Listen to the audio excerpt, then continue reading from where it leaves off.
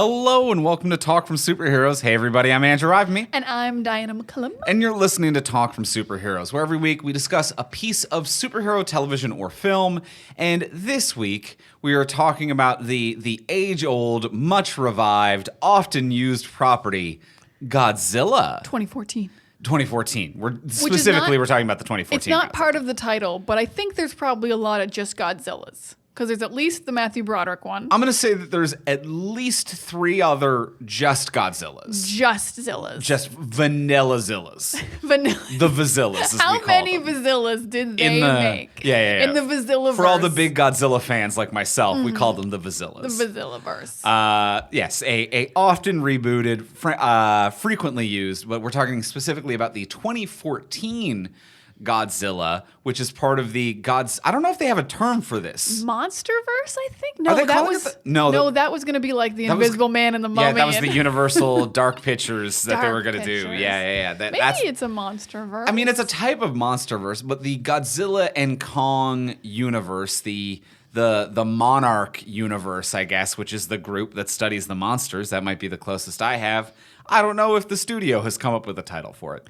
But 2014 Godzilla, which is part of the Godzilla and Kong universe, and the titular Godzilla of also next week's up-and-coming Godzilla vs. Kong. So this is a bigger franchise than I think when I think about it, because we did cover Kong Skull Island on the podcast already, and we covered the second Godzilla, whose subtitle I can't even remember, on the Patreon. So we've covered King of the Monsters. King of the Monsters. Yes. So we've covered all of them except this one as part of the Zillaverse, the Monsters United. I don't know. Hey, it's going to be the 4th movie that we cover next week for Godzilla vs. Kong, which is enough for a universe. I think that's as many movies as they had going into just the first Justice League in theaters. Built a world. And the first Justice League was like, we've got Superman, we have Batman versus Superman, we got Wonder Woman, here's a Justice League as the 4th movie. That's all you need to have the tie-in. Split didn't give a shit, and they were like, we're doing some shit on a 3rd one. I'm not saying it's too many. I'm saying it's way more than I thought it was. It's plenty. Yeah. It's good. Yeah. I've enjoyed them. I mean, especially Skull Island. Oh my God. Thirstiest movie we imaginable. were so thirsty for Kong Skull Island. It's a thirsty movie. But we're talking about 2014 Godzilla this week in anticipation of Godzilla vs. Kong.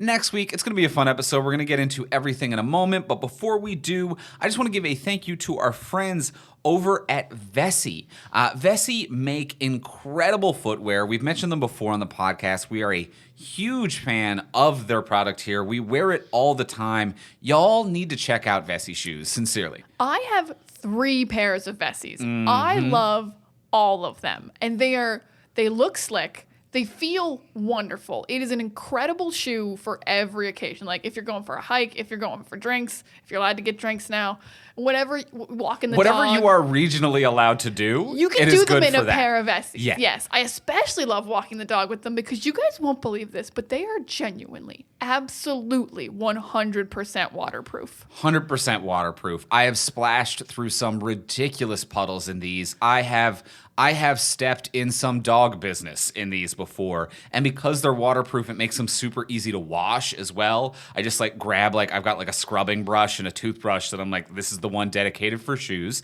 Don't use the same toothbrush as your mouth. But I'll be like, I can run this under a tap, just use some soft soap, clean it off super easily, dries super quick. It's also waterproof, but somehow breathable. It is both warm and cool. I've worn these in dead heat wave summer, and I've also worn them through Canadian winter, which frankly surprised me when I got my first pair of Vessis years ago, that it was able to handle Canadian winter. It was that waterproof and that warm. That waterproof. Also, I don't know if anyone else needs this. Their treads are incredible. I was walking the dog on our very, very slippery trail about 2 or 3 months ago in my Vessis.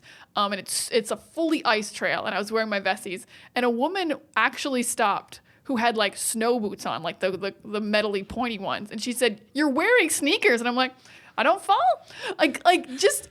She stopped and in disbelief. She was worried for you. She was. She's like, you need to go home and change, young lady. And you're just whistling along, wearing sneakers on a trail that was half ice, half wet. Mm-hmm. Yeah. And no problem at all. No. Warm, dry feet. They make fantastic shoes. All right, they have a couple different designs. Their cityscape and everyday are fantastic. Their cityscape is good for going from work to play. Everyday is great arch support and thicker soles. And they have a new design, their weekend sneakers, which is kind of inspired by like a classic '90s like skateboard kick type of look. And I love that. That is. They hit the names on the head. That's the cool lounging weekend sneaker. I love it a lot. They were kind enough to send us a couple pairs. And it's because we always reach out to Vessi because we sincerely love their product. We think they make fantastic shoes. They're so comfy and they're so great for every single wear. I'm very excited to wear my new ones. First ones I've gotten in black with like this really nice blue outlines on them. Love them.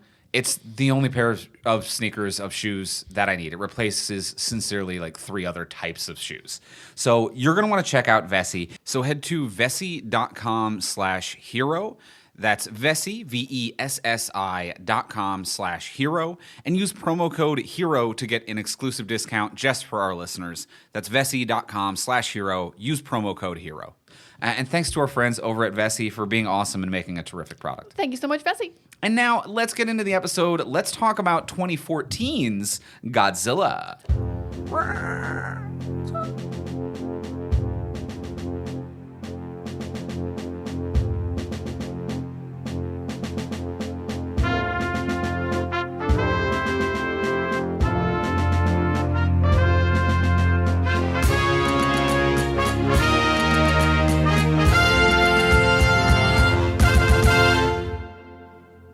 All right, we have seen for the second time, we saw it in theaters, we've updated our eyes and our hearts with the 2014 Godzilla. Our hearts have been updated. That always happens. I got the download of the new update for the heart. I am tired of accepting the new privacy policy on heart, but we've updated it. We've seen it. 2014 Godzilla, Diana, did you like it?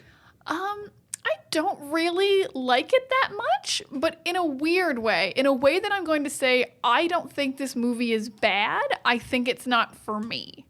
I think it's not things I care about in a movie. Like I'm all about like relationships and like I like good action, and I think the action's very good and the monsters are really cool. I will not say the monsters aren't amazing.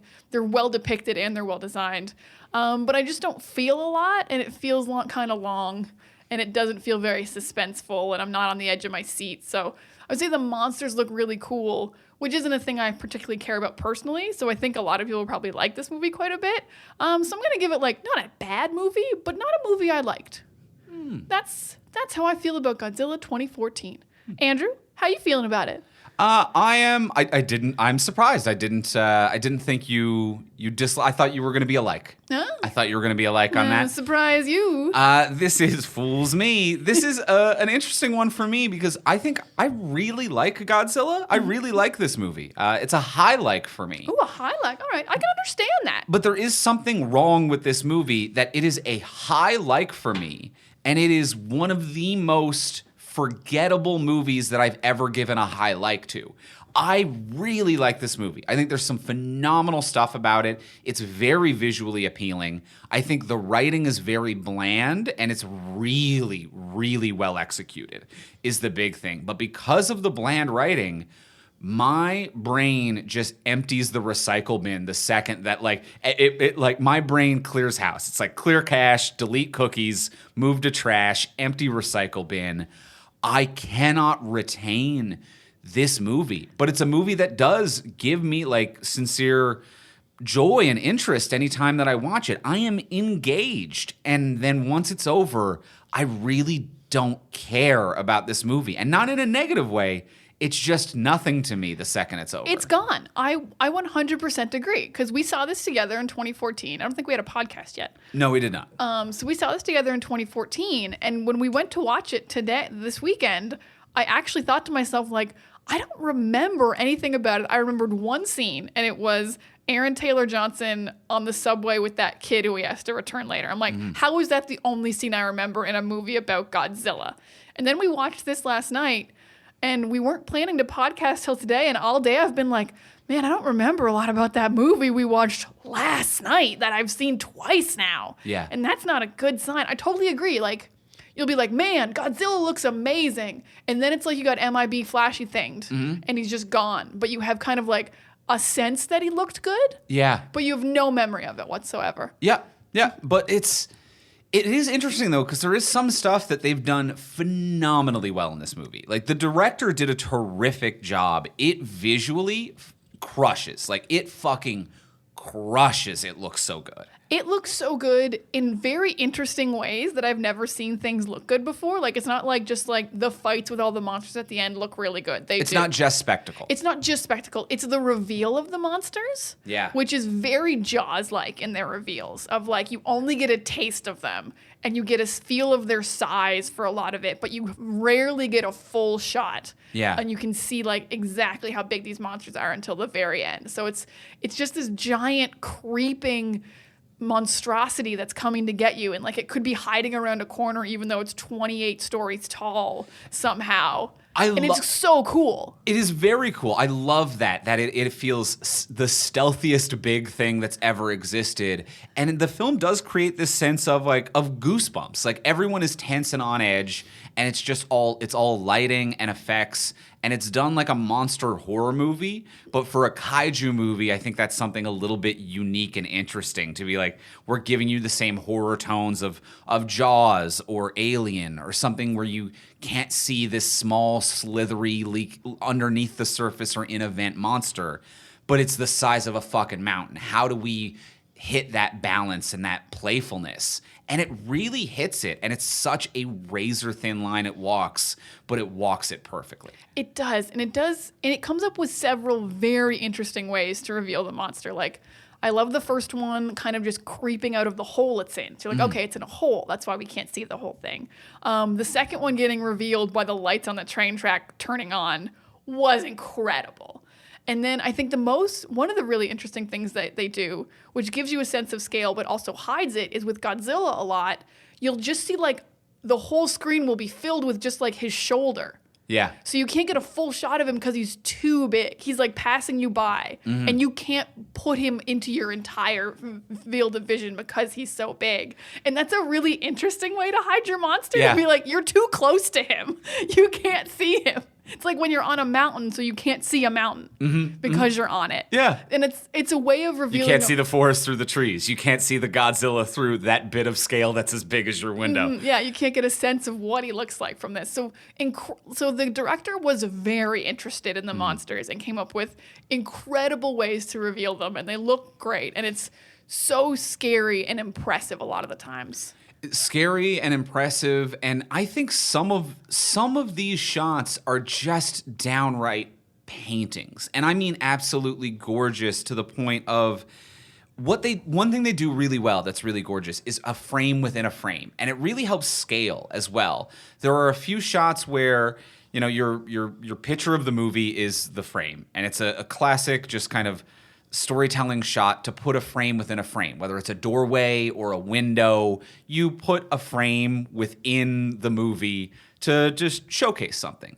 And there are a few shots of that with the monsters, and it helps add scale and perspective. There's one at the airport where I can't even remember if that was Godzilla or one of the Mutos. It was both. It was both. So it's at the airport, and it just does this really great perspective shift of within the airport. So it's an airport waiting at the gate, an experience and a scale we all know, looking out the giant glass window at an airport gate, which is just a beautiful framing device to put within the movie to frame a painting on. Then looking out of that window that we all know the scale of are a bunch of jumbo jets, something that's big. We all know the scale of that. And then the fight happens, and you can just see Godzilla's foot, just a fucking foot. But by using these like several steps back of scale to be like, you know what an airport looks like, you know what a window looks like, you know how big the tarmac is, you know how big an airplane is, fuck. And that stepping up, that Russian nesting doll that they create by putting frames within frames, and they do the same thing on that subway scene with the kid, where they look out the window of, I guess it's not a subway, or it's like a track to the airport. An above ground train. And they look out the window, and they do the same thing of a frame within a frame. You're looking through the window frame out onto the city. it creates a great sense of scale, and it just creates a beautiful painting.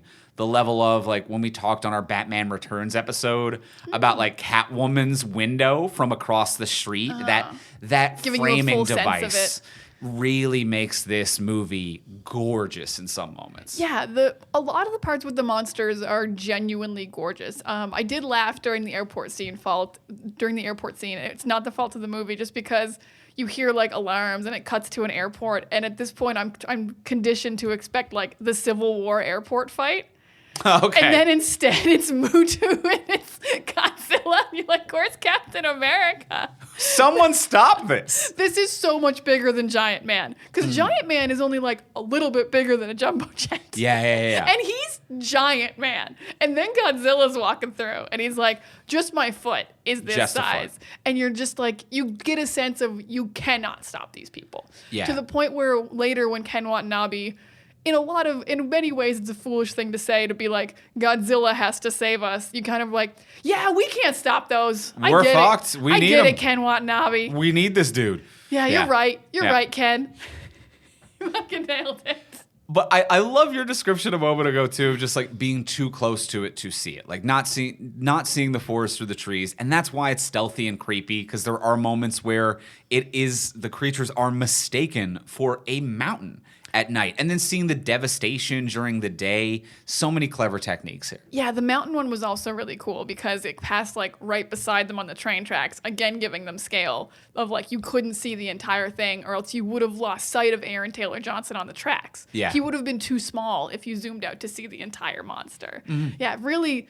So a lot of love in this movie for the monsters, and then just not as much care for the human characters at all. Now, let's talk about some of the negatives here. So it looks gorgeous. I have more to say about how this looks, but we can get into that later. But it is written really wobbly and zigzaggy, and I don't care about any of these people. I care at first, which is what's so disappointing. Yes. Because you really feel like you're like, oh, this is going to be a good movie on all fronts, because Godzilla's going to look good, and Bryan Cranston is pulling at our hearts almost immediately. It's like 5 minutes in, he's already disappointed his son in a very reasonable way about the birthday banner and everything. Yeah. And then the scene with the wife in the hallway. Like I openly cried. Bryan Cranston and Sally Hawkins playing That's Juliette Binoche. or Juliette Binoche, sorry. And Juliette Binoche acting absolute circles around everyone else. And that is one problem, and that's a tough thing to reckon with when you have two actors who are able to outshine literally everyone else in your movie, but they're also written to outshine them. And they have this beautiful story. It's tragic, but beautifully tragic beautiful. story. Yeah, they depict their relationship really quickly in the car very well. Of like, we're business, and we're very good at business, but we're also in love and we can joke together. And you understand how this relationship works. And then her just rushing down and him refusing to close the door. And then he has to close it. And then her line just, we didn't make it, but she's still alive and you can't open that door. It's devastating. And Bryan Cranston and Juliette Binoche destroy that scene. Yeah, I cried during that scene to watch her. I absolutely cried. And to her be kind of at peace with what's happening. She wanted him to close the door. And accept it and take her helmet off, take her mask off. And the fact that like it was tough for him and he tries to fight having to close it, but ultimately does the responsible thing also because he's in love, but he's not irrationally in love. Like he's not that movie asshole in love to be like, but no, you all want to close the door so the entire world doesn't melt, but you don't understand that my love will find a way. Like you're not an idiot in love. You're just heartbrokenly, oh, this hurts to see so much. That or just self-preservation stuck on, and he was like, "Oh shit, Yeah, close maybe. that door." Maybe. Which also could be part of it, but it's definitely like he didn't want to close that door, and like making the guy turn off the automatic shutdown, and he was like, "I'll do it, I promise, but I got to give her a chance." Yeah, so A beautiful small story that is told there. a beautiful small story. I will disagree that no one else can act. She is given almost nothing to do, but Elizabeth Olsen is very good in a couple scenes. That's fair. Yeah. The scene where she's on the phone in the hospital, and it's the first time she gets to talk to her husband, like I think the entire movie after he leaves the house. Yeah. She really crushes like the the overwhelmed sadness, but I got to keep it together because I'm a nurse and a mom and enduring devastation. So I think she's also very good, but given nothing to do. Nothing. In this She just movie. waits by the phone. She just Even waits though by the she is some kind of medical worker, nurse, doctor, surgeon, something, she is helping people. And I don't know if she is nurse, doctor, surgeon, ER, what? She could be a fucking dermatologist checking moles. Like, I don't know what her thing is. You got to stay behind in case of a mole emergency during she the could be a Godzilla podiatrist. attack. I don't mean to, I shouldn't throw too many medical professionals under the bus right now. Oh, but you know what I mean? Ones that are aren't immediately needed in a triage situation. Ones who don't have to stay behind for you're not going to get sent to a MASH facility if we were to reboot MASH. Exactly. You're not sending the dermatologist to the medical unit. But other than something medicine, she's given nothing. And this is where, and I looked at the credits, I'm like, who wrote this? Who did write this? I didn't check it. Too many writers. And this is why I think that this is a reboot that had at the time bounced around Hollywood a bit and had a few different hands in the pot rewriting it, which is why it really feels like it's several movies. This is a few different versions of the script. The Bryan Cranston being the crazed scientist who was gaslit and will not let the death of his wife go, that is a movie. And I think it's the best movie in here. That's an entire movie. It's a great movie. It's a whole movie. It's the best movie in here. I think Aaron Taylor Johnson's soldier character fighting monsters, trying to get home to his wife, and almost comically never wanting or trying to be near or have anything. Like, he's just hitching rides in bad situations, and it's almost a comedy of a goofy man who just wants to get home to see his wife and kid. Yeah, he is getting stalked by Godzilla like that poor family in Jaws 4. Have you ever seen Jaws? I don't think I've seen Jaws 4. Jaws, I think it's 4. The family keeps getting eaten by Jaws. Like 3 members of the family have been eaten by Jaws. So they move to a new city and the shark follows them. To an entirely new city, and that's what Godzilla feels like in this movie. He goes to Japan, and sure, like that's where Godzilla is. Yeah. He goes to Hawaii, and then Godzilla goes there. He goes home to San Francisco. Oh, look, it's Godzilla again, and he's not following Godzilla. Godzilla's following him. Yeah, coincidentally. Yeah, he's not made of radiation, and Godzilla's trying to eat him. So yeah, Aaron Taylor But then Johnson, in the third act, he stops trying to get home to his wife and becomes the bomb disposal guy who needs to go into the fight. Where his wife is. But he doesn't know that. So that's also a different movie of like the soldier boy who has to not go home to see his wife because he's going into the fight to save the world, even though he might not make it home. That's a different story. They feel like different stories because when I look at the writing list, there are several. 3 writers or we can skip because the writing credits are for like not making the characters based on the characters of. Not to skip as in disrespectful, but as in they weren't directly related to the plot of this film. And then 4 writers on this movie, a story by, a screenplay by, and then 2 additional writing credits to Frank Darabont from Walking Dead? Yeah, and David Goyer, who of everything. Suicide Squad? Okay. Was Suicide Squad Goyer? No, that's Ayer. Oh, That's David Ayer. Sorry. That's most of the same name. Let's be real. Goyer, Goyer was Batman Begins and The Dark Knight, but also BVS and Man of Steel. Okay, so ups and Blade downs. Trinity. Mostly downs. You're getting a lot of downs. I think some of the X-Men movies as well. David Goyer is one of these people where I think he's just a script doctor. Mm-hmm. It's a name I always see around, but never on a movie that I think that he's actually written. That happens. So just too many writers. I think that there's 3 different versions here mashed together. You are absolutely right. There are 3 movies here because it's not about a man whose wife was killed by the nuclear accident. It's not about a guy trying to get home. And it's not about a bomb disarmal guy who has to go into the fight. It's all 3 of those things, but none of those things. Yeah. Yeah. So, but like any one of those is a better movie. I would even think you could like, not to keep script doctoring these 4 people, but it feels like you could even just like, if Aaron Tyler Johnson was also a scientist instead of a soldier, he could just continue his dad's work after Bryan Cranston dies and like avenge both his parents and want to stop these creatures. Yeah. Like, you killed both of my parents, like a real Batman scenario. Yeah, fair enough. A scientific Batman. He could scientifically Batman these creatures that have killed both his parents. Yeah. Like, that would be very interesting. Yeah, but yeah, it's just messy. Just messy. Bryan Cranston's is the best story of all of them, but other than that, it's messy. It is the best story, and what I find, we discussed how good the mom's death is. Like, Yeah. this beautiful, touching scene, terribly tragic, wonderfully acted, which makes it so weird that Bryan Cranston's death sucks. It's nothing. Yeah. It's absolutely, and like... Well, how did he, because I honestly don't even know how he died. Like, it was just some stuff around him fell? Yeah, it was nothing going on. Like, it wasn't like he was trying to save his son, who he could see and was near the monsters. He wasn't trying to get away. He wasn't trying to stop anything. He was literally just standing there, and the bridge he was on collapsed. And then he lived for a bit, and then he died kind of not even abruptly enough for it to be sad, just kind of in a way where you're like, is he dead? Yeah. Is that it? Is that it for Bryan Cranston? Like, you're not even sure? So you can't be sad? It was realistic in a way that made nothing interesting or cinematic about it, where it was very realistic that a man near falling structures was lightly injured and succumbed to those injuries at a later time.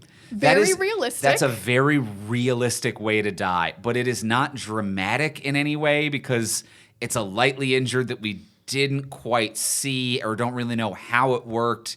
And then he lives kind of fine, and they get a medic, and the medic gets him onto a chopper, and they're on the chopper, and he's getting treatment. And all the main characters are there, like, they care about him. Like, Ken Watanabe and Sally Hawkins are there, and they're like, this guy's important. And then he's just gone. Yeah. And I really wish they had done some kind of parallel of Bryan Cranston dying in some kind of similar way to the wife, and now the son has to watch. Right. And it's this terrible domino cascading of watching your family members die via Godzilla. I think that could have been nice. Because, yeah, I feel like he barely even saw him fall. Yeah, It was bad geography in that action scene because he barely saw him fall. And also there were a couple times where Bryan Cranston was like yelling out for his son. The character's name, the son is Ford. But there were a couple times where Bryan Cranston was in an interrogation room. He escapes during the first Muto incident, and Ford has been handcuffed to a van somewhere else in the facility. They've never, like, they don't know where each other are in relation to one another. And as things are collapsing, Bryan Cranston's character is like on a walkway and just points at a random car and goes, Ford! And it cuts to Ford, and Ford's in like the windowless back of a nondescript. It looks like every other van that is on that, like on the grounds. There's no eye line or connection between these two in these moments. It's real clunky. It's real clunky, and there was no reason for Bryan Cranston to think his son wasn't in the building. Like, It was a huge building. Why was he left in a van? There was no explanation for it. Yeah, that was a little bit clunky. I feel like there's a lot of, maybe it's not clunky, but poor editing choices at some points. Because I also feel like there's a very weird edit in, we like that airport scene. You just see the feet of two monsters. And then it just cuts to like 8 hours later and the fight's over. And I'm like, did Godzilla and Motho, his name's not Motho, I keep calling him Motho, Muto fight? Because we know they met. We saw their feet only a few feet away from each other. And in that first Hawaii airport fight, we don't see them fight at all. And I'm like, did Godzilla lose? Did this guy just fly away? Weird edits going on. Yeah, I actually don't know in that case. Yeah, that is a weird one. Yeah, so I guess Godzilla just chased after him and he flew away, but we don't see any of that. Yeah, just kind of, just little sloppy stuff like that. I think even on the macro scale, the geography of it, like we're talking about the geography of these micro scales, like where are the father and son in relation to one another? Did Muto and Godzilla win, draw, tie? Did they fly away? What happened? And then the macro scale of the sloppiness of the world geography of this movie, to be that it's a movie that starts in Japan, then cuts to a ship in the Pacific, then goes to San Francisco, to go back to Japan, to go to Hawaii, to go to San Francisco, to go to a different place in San Francisco. Like, it is just this like real zigzaggy plot line that is not particularly dynamic or interesting. If it just there's no reason for it to cut to San Francisco at any point if it just started in Japan and then was like Japan at a later date. And this soldier was like, I'm stationed in Japan. Because I was raised in Japan, so I know a lot about Japan. I'm one of the only Japanese speakers in the military. They always put me here. But for the movie to begin with that time jump, it's Japan. Now we've time jumped, and now it's this military guy on shore leave, not in Japan, who needs to go back to Japan. Just keep him in fucking Japan. Who gets to go home for a day, which is like, I think supposed to be tragic, but just kind of felt like, oh, we're not staying here? Yeah, I thought we were staying here. Yeah. And I will say that time jump messed me up because I didn't follow it. Because while we were watching, you made a good point. They like close up on the kid as a kid, and then they close up on Aaron Tyler Johnson like right away. But there's nothing on the screen that says 15 years later. And it is 15 years later that we jump to. And I just feel like it didn't feel like there was a time jump. Like Bryan Cranston didn't really look older. They didn't make any kind of effort to, in the first part, to make it look like not the 2000s. Like when they get to the house later, I guess he did have a very big monitor on his computer. And that was kind of the only thing that made you feel like it was the late 90s. Right. There was no other like vibe going on. It wasn't like, let's watch TV and it's clearly the late 90s. And he had floppy disks. Not until he like went back in the 2000s. Well, that's what I was though. going to say. If I had seen they never floppy disk, established the floppy disks. if I had seen Bryan Cranston holding a floppy disk in that first scene, I would have been like, crushed it. That's the 90s. We didn't have those later. But yeah, I think they did a very poor job of making a 15-year time jump. Like I feel like you can do like a 5-year time jump and not have to change anything. But if you're doing 15 years, Bryan Cranston has to look older. There has to be some kind of indication of what the first years were. Yeah. Some kind of technology shift. Yeah, like because he even had a cell phone. Open on like during breakfast, they have the TV on, and it's a tube TV, and it is showing world leaders at whatever time period that it's trying to be set in meet. You know, George Bush Senior meeting whoever's the head of the Japan at the time. Like, was that the one he threw up on? I can't remember. But like, have a world event on the TV in the background, and then I cut. love how you have remembered political things in history. What is that one? The year he threw up? When did they throw the shoe? When did Chrétien get pied? That was that year. Okay. So many good political moments in Andrew's time, flipping through time. Yeah, it was the Prime Minister of Japan, and yes, President Bush threw up on him. Yeah. On him? Yeah. Like hit him? Yeah, fainted and threw up on him. I don't remember this at all. I wasn't into politics in the 90s. Yeah, it was, I don't know why. According to Google, it says doctors attributed it to a case of acute gastroenteritis, I believe is how it's pronounced. But yeah, he threw. Yeah, have that in the background. When was that? 92. Have on the TV. George Bush, president at the time, George Bush, vomiting on the Prime Minister of Japan. And then it'd be like, this is when this moment is. I guarantee you that was on the Japanese news. It made the rounds. Japanese news definitely was like, we got puked on. I was fucking president. 7 and I filed this away in my. did? I was 7 and I was like, you can't just go around throwing up on people like you're a world leader. You can't throw up on people if you're not a world leader. So you definitely can't throw up on people if you are a world leader. Yeah. That might have been a bit distracting from the Godzilla of it all. It might have been. But it would have set the day. I I agree. It would have set the day very well. So I get with you. I tracked the time jump a bit better than you, but I agree with you. It could have been established a little bit stronger for sure, and is a weird choice that they did it to begin with.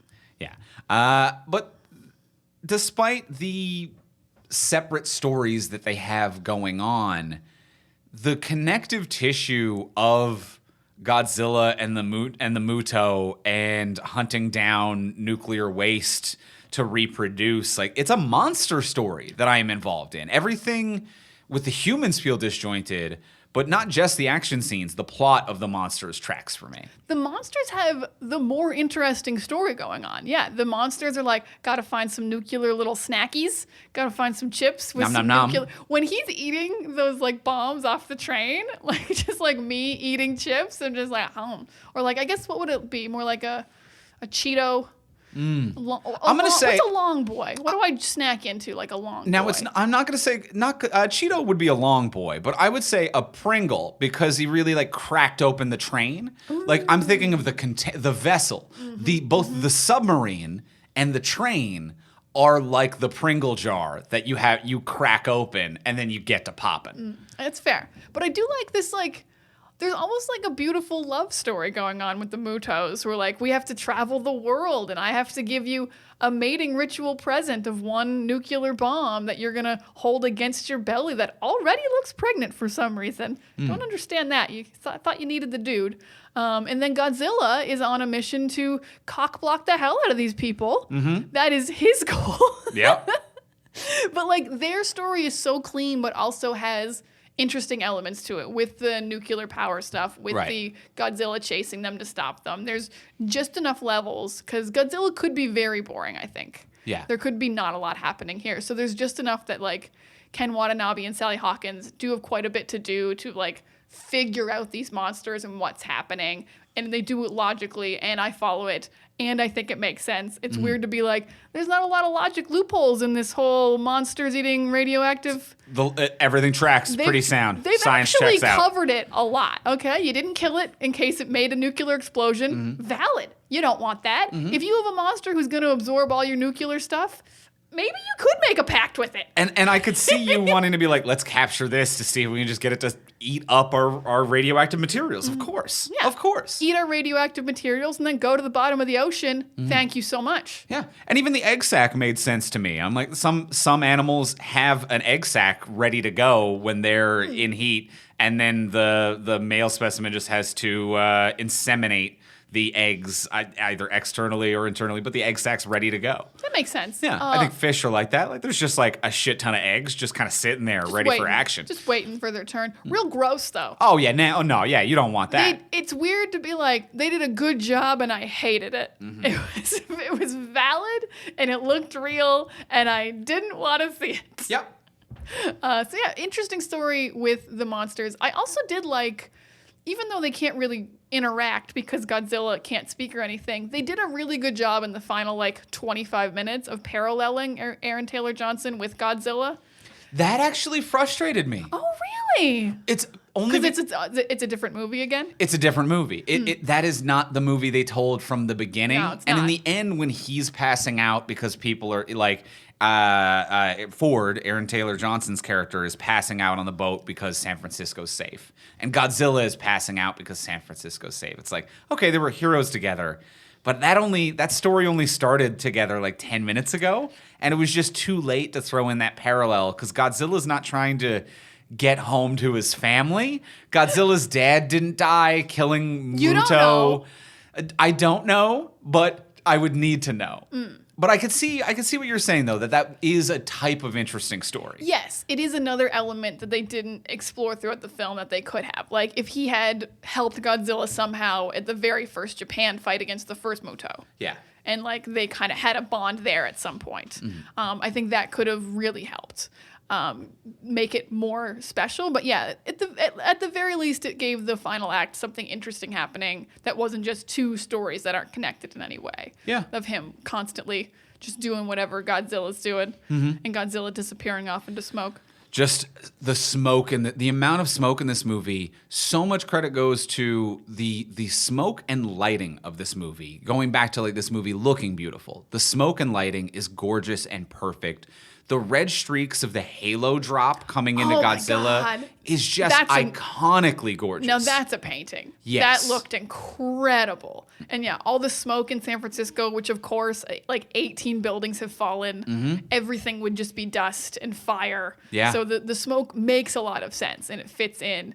And yeah, like you said, the lighting, because the strobe effect they do on the first monster, when it's like breaking out and it's shutting all the power down, absolutely incredible. Like Thor Ragnarok in during the Valkyrie scene, kind of cool. Okay. Strobe effects going on. Yeah. And then I think I already said it, but the lights turning on the railroad tracks. Yeah. Just really interesting stuff with light. The lights on the railroad tracks. I think that also the railroad track, the later railroad track, the railroad with the nukes. The one like the collapsed railroad of them trying to like lay quietly as one walks over them. That lighting was really intense and powerful. And they really do showcase, and I think what feels sincere about the lighting of this movie is this whole plot device they have of the EMP and knocking out all of the lights and really emphasizing that we live in a world that we forget how dark night is if literally nothing works. And I don't just mean no power grid, no car headlights, no flashlights, just moonlight. And you are surrounded by trees or buildings. Where is this giant monster? And Godzilla and Muto are matte black and not shiny or reflective, so they just disappear, and there's so much smoke and debris. And a huge visual credit to the visual effects department of this movie, because it is so good. I don't even have that much to say. It looks immaculate to the point of perfection. There is no even single frame that takes me out of this movie where I'm like, they didn't do a great job with not a single moment. It all looks photorealistic, perfect. I will pretty much mostly agree. It all looks incredible. At no point am I like, that's something that's CG that has no weight. It all seems real when it's big, when you're close to it, when you're far away from it. I would say actually design might be my only flaw. Oh, how so? I think the Moto's faces look very robotic. Like they're like very slanty eyes and they're very jutted back nose. It doesn't give me an insect vibe or a monster vibe. It does feel like robots. Okay, I can see that. And that would be my only complaint of the whole thing, because like they have just one long shot when the two Mutos first meet and they like touch noses and they're like, I brought you a nuclear bomb. It's cute. It's cute. And they're hey girl, want a snack? Hey girl, you want to Netflix and chill? I don't know what they do. Nuclear and chill. But when they're right next to each other in quite a long shot of just on their faces, and I'm like, oh, you don't feel like an organic being. Okay, interesting. That's my only complaint. The rest of it looks incredible. Yeah. But the best light in the whole movie, by far, is that mouth laser. Holy shit, mouth laser. Mouth laser is incredible. The radioactive fire that Godzilla shoots, it comes out of nowhere. It is wild. Like this, I wonder for those of you who might have watched it because we were covering it on the podcast, or maybe because you're interested in the new movie, for those of you who watched it recently, kind of not expecting it. I remember the feeling of us being in the theater and how out of nowhere that came, but how fucking on board all of us in the theater were when that moment happened, to be like, my God, yes. It biologically, like visually, the visual effects track, biologically, it's like, yeah, of course. Even though it came out of nowhere, it was just like, yeah, of course. Yeah, even though the monster experts hadn't mentioned it at any point, nothing about this had come up as a possibility. Nothing about EMPs was about shooting mouth lasers, but it was still like, oh, obviously. And I think Godzilla fans know. He's done this before. Oh, yeah. So, like, Godzilla fans know this. He shoots fire. But I'd have never seen a Godzilla movie before this in 2014 when we'd seen it. So Right. I had no idea mouth laser was even in the equation. So when he just shot that cannon out of his mouth and then into the mouth of the other creature... I can't believe earlier I said I didn't remember a single scene from this movie, because I remembered that scene. Yeah. It looks incredible. It's so cool. It is such a badass fatality from Godzilla. Badass is exactly the word. It is. He's so done with these fucks. He was like, I was being easy on you. I wasn't shooting you with a mouth laser. And now I'm done. And it is a moment where the movie wants you to root for Godzilla. Like, Ken Watanabe's whole thing is like, I think we need Godzilla. I think we need Godzilla. And it's a little silly. Like, there are some moments where you're like, shut up, Ken Watanabe's character. Like, no one actually thinks Godzilla's going to do this. At one point, he tells the general, don't send a bomb. Let's trust Godzilla. And the general's like, no, we're gonna trust send the the bomb. and I'm not even mad at the general. I know Ken Watanabe is my like POV character, but I'm like, we gotta try. Yeah, and like that first Godzilla fight with Muto, it was like, oh, okay, maybe we could trust Godzilla. But the second that fire breath came out, it was like, this is my dude. This is our dude. It is humanity and this dude fucking up those weirdos. That like it was such an immediate I'm with you, dog. Like it feels incredible. Yeah. A wildly good feeling. It almost feels like that's what should have bonded together Aaron Taylor Johnson and Godzilla. Just him being like, whoa, that's so cool. And Godzilla being like, I know, right? I'm really cool. I'm pretty cool. Yeah, and then they had a subtle effect when he hit one of them with his tail because his tail started charging up blue as well. But then I think it goes up through the mouth. It starts at the tail and moves up. And this is the biology of it that looks really cool. And even though it comes out of nowhere, feels so believable, is that I'm not a huge Godzilla aficionado. I know some people are. I've seen some Godzilla movies. I haven't filed them away. I have no encyclopedic knowledge of the character. But I wasn't totally caught off guard because I'd seen Godzilla breathe fire before. But in old films where it's just like fire, it's almost like a dragon. It starts at the mouth and then it just goes outwards and that's it. But this charge up effect was so brilliantly done. And the sound design of this movie, first of all, the score is incredible. The soundtrack is fucking amazing. The sound design of that laser beam charging up, the sound design of all of the animals when they're moving, it sounds like the creaking of like a giant old cargo ship that's like rusting and sitting in a harbor. Like it sounds metallic the way that they move, but it's also so like bassy and deep. Every precise little sound in this movie is absolutely perfect. Yeah, they put so much care into Godzilla. I wonder if he was like, because he made him feel like a video game character in a good way. Like you said, it was a fatality. It felt like he had to build that charge for so long that he's like, I need to separate them. I need a minute, and then you can do it. And you kind of feel that for him because we've all played video games. Like you can't use the special move on every single turn. You got to charge it up or whatever. You got to charge it up. It can be interrupted. It can be interrupted. So that part was absolutely great. To get into like a few more little negatives. Sure.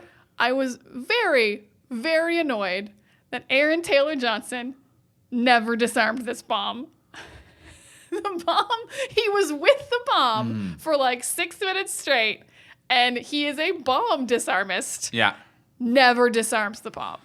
Well, that was one because of the a piece four of movies. Metal wouldn't move. One of the 4 movies that they have going on got fucked up there. Yeah, the whole movie, it's like he is a bomb disarmist. Half of the movie, it's like he is a bomb disposal expert. I forget what the 3-letter acronym they use is, but he's EOD? the bomb guy.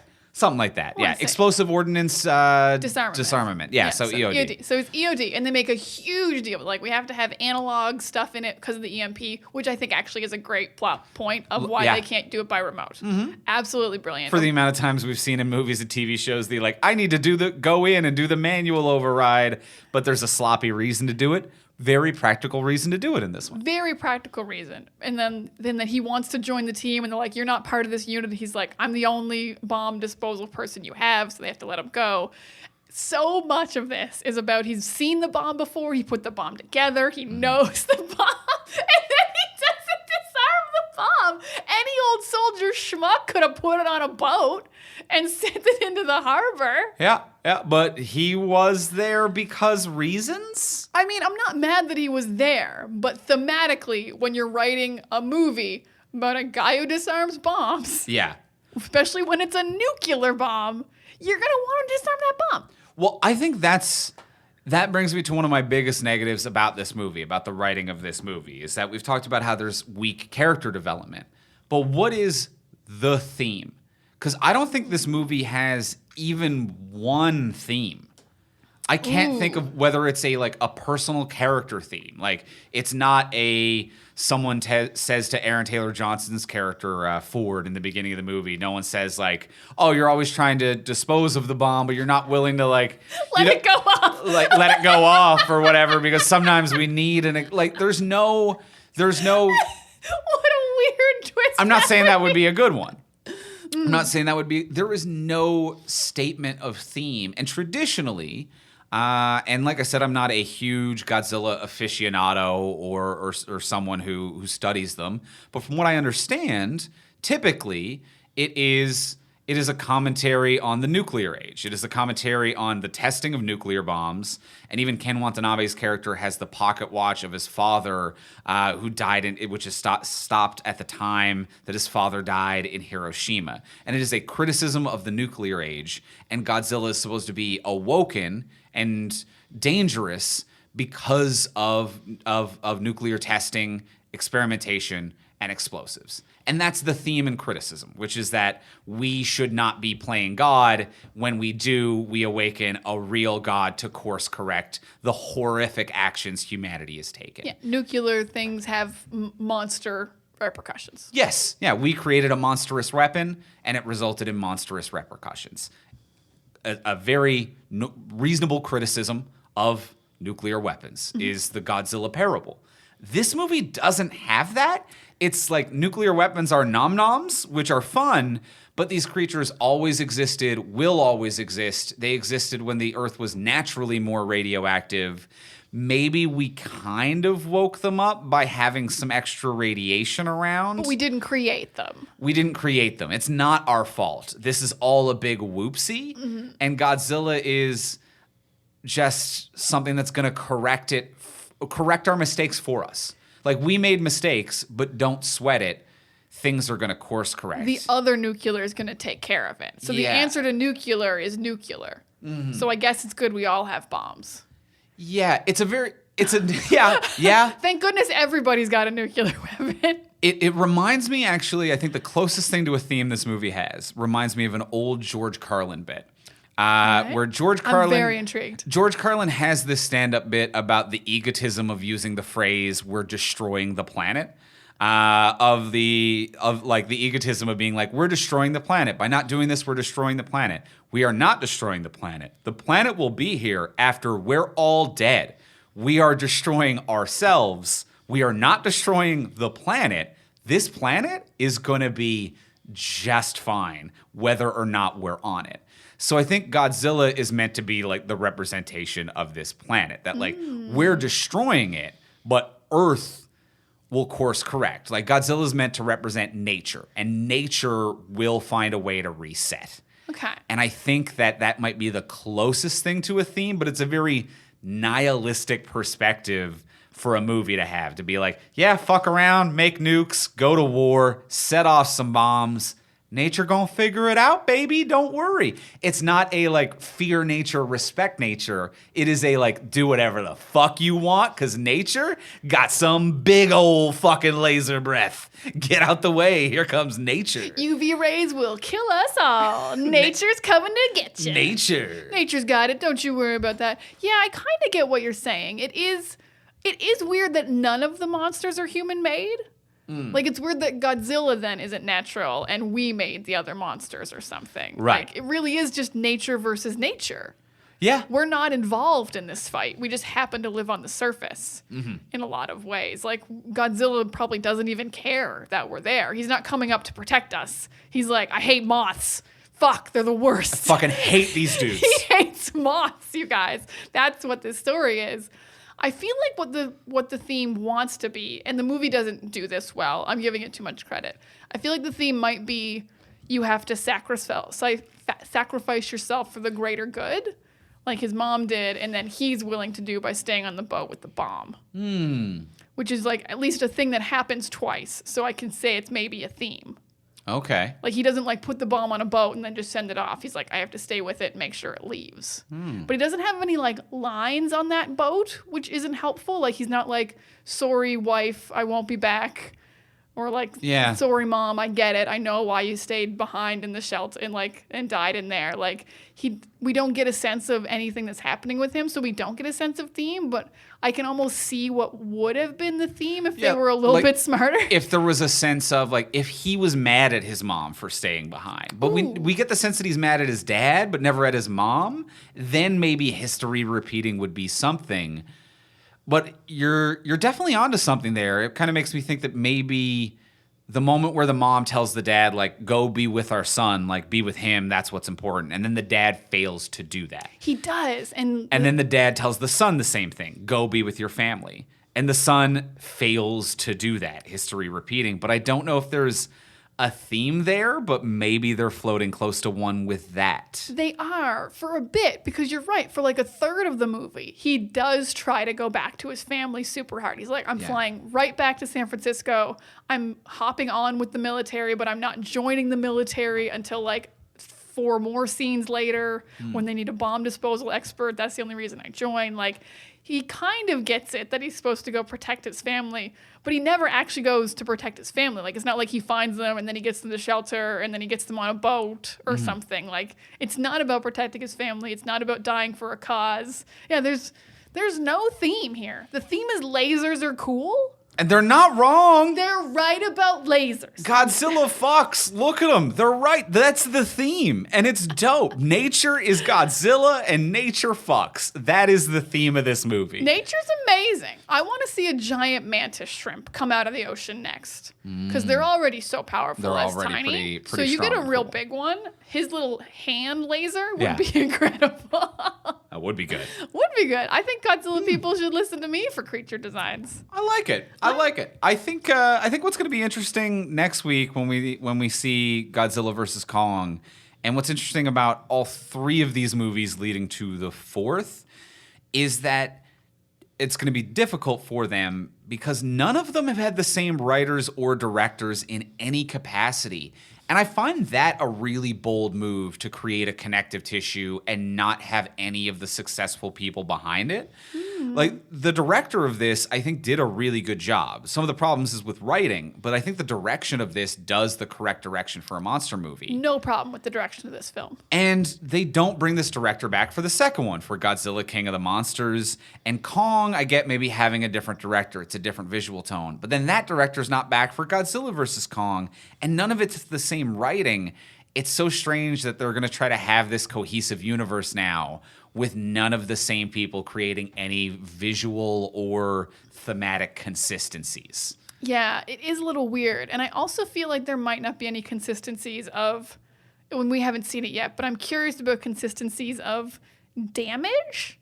Because only about 3 cities are destroyed in this movie. But we've seen Godzilla 2, King of the Monsters. And wasn't there, like, epic, like, tons of titans come out of the ground? I think they have their battles in, like, Antarctica, though, or something. No, the later battles are at, like, big cities. Really? I remember one, like, happening in ice caps. There's definitely one at the ice caps. That one Okay. didn't destroy anything. Great idea for that Right. one. But there was definitely, like, big damage. So I don't know. I'm curious. In, like, this movie, even 3 cities are gone, basically. Right. So I am curious if it will be acknowledged that there was big damage or just, like, reset the world. Yeah. Godzilla's here. And maybe it will be because, as you said, different writers, different directors.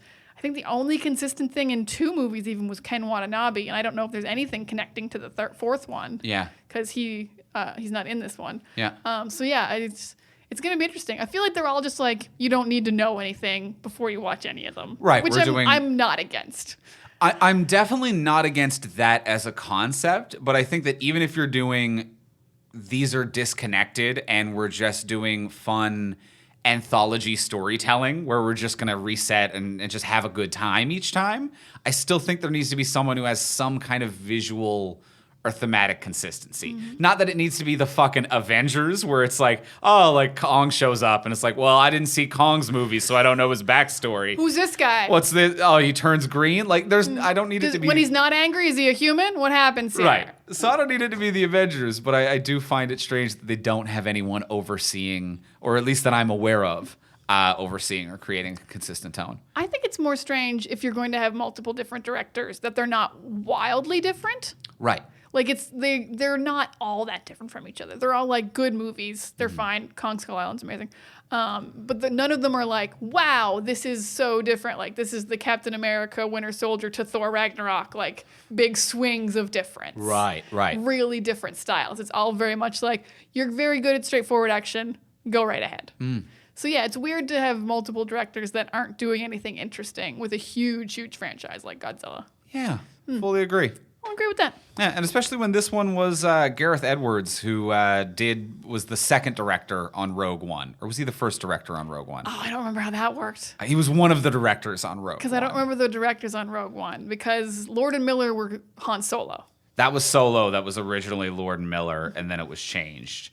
Gareth Edwards was, I think, maybe the first one or maybe the second. It's hard to check because IMDb isn't like, Yeah. this guy got fired on this thing. Yeah. And Rogue One was one of those ones where like they only gave it to one person. But either way, yeah, it's just surprising that Gareth Edwards wasn't brought back for another one.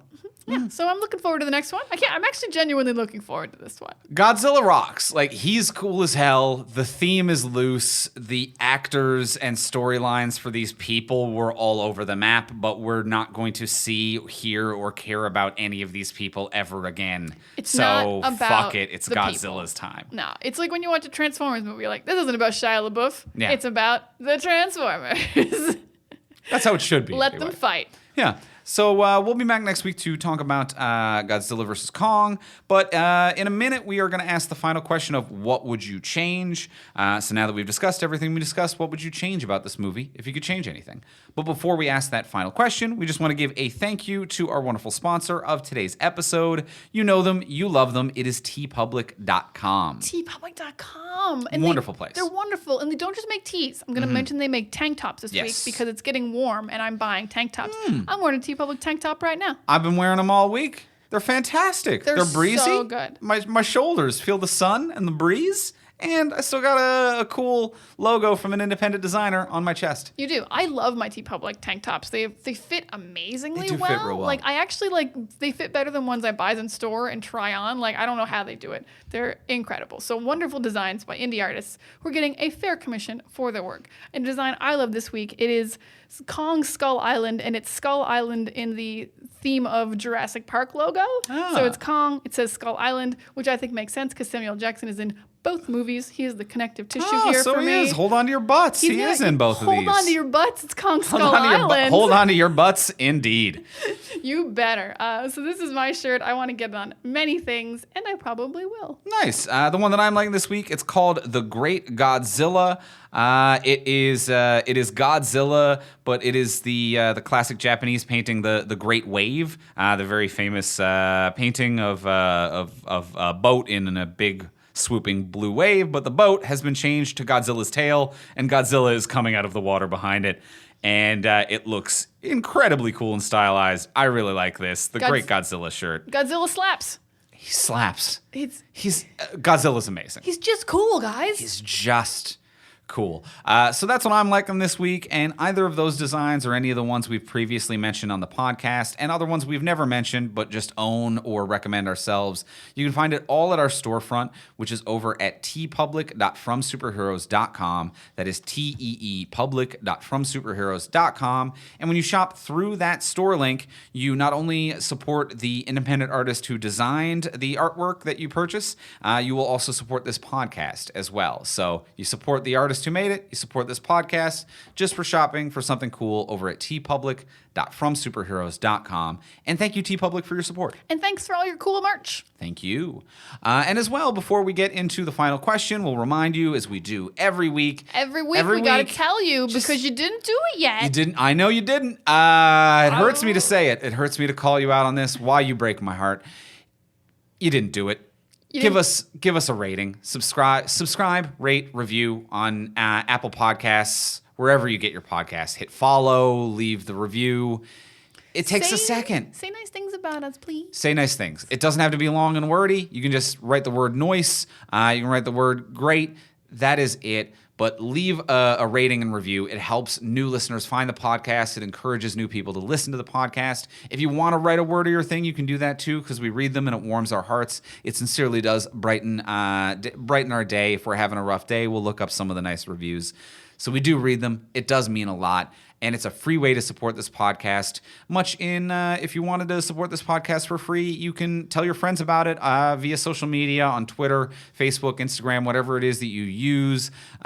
Share this show. Let your friends know about this, because then you'll have someone to talk to about these episodes, and we'll have a new listener, and then that's a win-win. We all win. We get a listener, you get a friend to be like, can you believe they said that mouth lasers were cool? And like your friend will be like, yes, because mouth lasers are cool. Mouth lasers are cool. And that's a fun conversation to have about mouth lasers. You did it. You did it. We all win. And that's a free way to support the podcast. And if you want to support the podcast monetarily, you can. Thank you so much. Hello. Real nice. Oh, fancy. You've got a few ducats to spare. We'll take your ducats with great thanks. You can head on over to our Patreon, which is at patreon.com/fromsuperheroes. If you head over to our Patreon, it is a subscription service where you can subscribe. You get cool bonuses and exclusive benefits. You can get things like our webcomic a day early. You can get exclusive behind the scenes, early access to our bi-weekly games night where we play Jackbox games with our fans and friends over on Twitch. And you can get exclusive episodes of this podcast, bonus episodes. More stuff that I think we put on there. But you're right. That's all That's all there. Yeah, and that's not even all of it. There's other stuff on there. Head on over to patreon.com/fromsuperheroes. You can kick in however much you can afford. $1, $3, $5, $10, more bucks. Whatever you can afford, you can kick it in on a monthly or yearly level, whatever it is that you're feeling, and there's no obligations. You can cancel or change at any time. So even if you can just give us $1 this month, give us $1 this month, and then you can bail next month if it's not in the budget. So feel free to hop in where you can, do what you can. We're a judge-free buck podcast. Judgment-free buck zone right here. So check it out, patreon.com/fromsuperheroes, patreon.com/fromsuperheroes. And now for the final question of what would you change? Diana, what would you change? My change, a thing we did not discuss that I don't like, is that this movie does not have very much tension in way of destruction. A lot of destruction happens off screen. So Hawaii is pretty much decimated by both a tsunami and 2 monsters visiting it. Vegas also gets crazy destroyed. I forgot about Vegas. Yeah. Vegas gets destroyed. Japan gets attacked. And all of these things we kind of just see on the news. And you're like, wow, 3 major cities were destroyed. Why do I care about San Francisco? Just a 4th city on top. Right. Like, I know we know 2 characters there, but it just seems like there's too much destruction. You get like desensitized to it. Completely desensitized, and it's shown in a way that isn't affecting us. Like, we don't see dead bodies. We just see the news being like, oh man, a lot of buildings fell over. Like, hundreds of thousands, if not millions, are dead. So my change is the first few fights, no major cities are destroyed. San Francisco is the first major place that will be attacked. So the nuclear power plant isn't close to a city. It's just off on its own where nuclear power plants should be, way out there. I like the attack on the train tracks because no one's around. I think an airport attack can also be kind of isolated because airports can be really far away from places, but like that tsunami wiped Hawaii off the map. Right. So that's very bad. So I think I would feel a lot more tension if the first time massive human life is in danger is the final fight. Or we're like, oh no, they're finally going somewhere populated. Kind of what we just said about the last movie, which is they fight in the Arctic for a lot and then they go to populated cities. Right. So I would really like it to be like, there are monsters, but they're in very isolated zones, and we're trying to keep them in isolated zones, but then they're heading to San Francisco or San Diego. I don't remember which one. San Francisco. San. Yeah. And they won't be stopped. And that's what's very worrisome. That's where millions will die. So that's kind of my biggest change, and I don't know how to change it, but there needs to be more suspense with the ticking down of the bomb, because that didn't work. Even though there was a literal timer on it, there was no tension somehow. Yeah, I agree, because it felt like San Francisco had already been decimated. Yeah, and everyone was in hiding, but they're like, people got to the shelters and they're far away. Like, it didn't feel like the whole city was at risk. It was like, blow it up, sure. We've already lost 4 huge cities. Like, if we can stop these monsters, literally just blow them up at this point. Yeah. Which is a terrible sentiment, I know. But, we had to lose Bryan Cranston's wife. We can lose a whole city to get rid of these monsters. So that's my big change. San Francisco is the first big city that's attacked. First and only big city attack. I like that a lot. Thank you. Yeah, that does add a lot. We can lose like like Bryan Cranston at the power plant and stuff like that, but this is the big attack that the movie's building towards. Yeah, I do agree some of the other stuff does become desensitizing after a while, or it becomes just like a prop gag or just a visual piece. Yeah, like why is it funny that Vegas got attacked because it's full of gamblers? Like those are still human beings. Yeah. Who shouldn't have died. Yeah, I think that like there is, and that was one that it did make me giggle because for a good reason actually. Which is that like none of them knew this was happening because there's no windows in casinos. So I found that just almost like a funny gag in itself, that it is casinos in Vegas and casinos in general are designed to be so disorienting to the senses by design that it makes sense. It's one of the few places in the world that it makes sense that these creatures would sneak up on you. And you wouldn't evacuate and you wouldn't hear anything about it. I agree with. There's something kind of clever about that and maybe a little funny, but that's not it this is movie's, desensitizing. And it's not this movie's tone either. This movie is very much like, oh no. It's not like a Mars attacks kind of like funny attack and loss of life. Right. So that's my big change. Andrew, what would you change? I would need the lead character, Ford, played by Aaron Taylor Johnson, to be an active protagonist because he is nothing but a reactive protagonist this entire movie. He does not make a single decision or do anything until the last scene of the movie, maybe. Like, we start with him as a school kid, in which case things aren't on him, whatever. But then it cuts to, like, you know, he's in San Francisco now, and it's like, and his wife's like, you got to go get your dad in Japan. He's like, but I don't want to go get my dad. So he doesn't want to do that. And then he gets his dad. And his dad wants to go to the quarantine zone, but I don't want to go to the quarantine. And he has to go to the quarantine zone. And then the police are like, you need to come with us. He's like, but I don't want to come with you. And it is just a series of him being places where someone's like, get on that train. And he's like, oh, fine, I'll get on that train. And he just gets on a train. And someone's like, help my kid. And he's like, fine, I'll help your kid. He never wants to be anywhere or chooses to do anything. And for a movie that's like, they're pretty open about like, he just wants to be home with his family.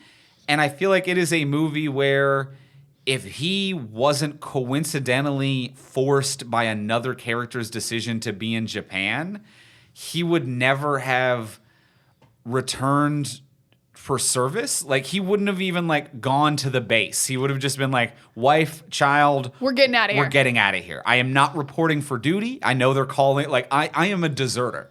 I am not reporting for duty. We're leaving.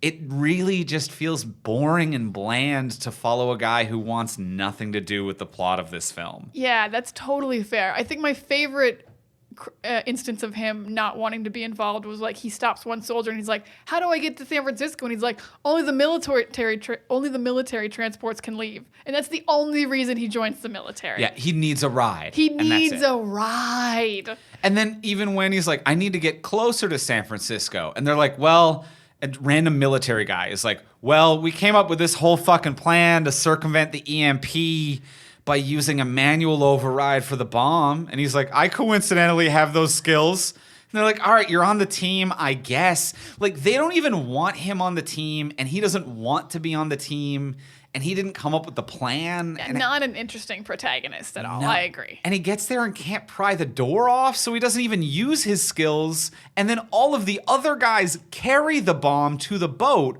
which is the backup plan they came up with. He does literally nothing. He does blow up the eggs. He does. Which is pretty important. You don't want hundreds of more monsters. But that's it. And the fact that he doesn't disarm this bomb. Like, in 27 minutes, you guys couldn't find a crowbar to get a fucking panel off a bomb. Yeah. Absolutely idiotic. Yeah. He's not an interesting protagonist. You're not really rooting for him. You're just kind of like, oh, I guess Godzilla's following you, so we're following you. Mm-hmm. It's weird. Yeah, great change. Love that. Yeah, and I like yours as well. San Francisco should be the first and only city, and then I want him to be an active protagonist who, after the death of his dad, is like, this is real, and I'm protecting San Francisco because that's where my family lives. Right. Rather than trying to get home to just drive a car out of town with my wife, I'll protect them and the one city and the only city by protecting the city. So much more compelling. Way better. Excellent. All right, well, that's going to be it for this week for our discussion on Godzilla. We will be back next week talking about Godzilla versus Kong.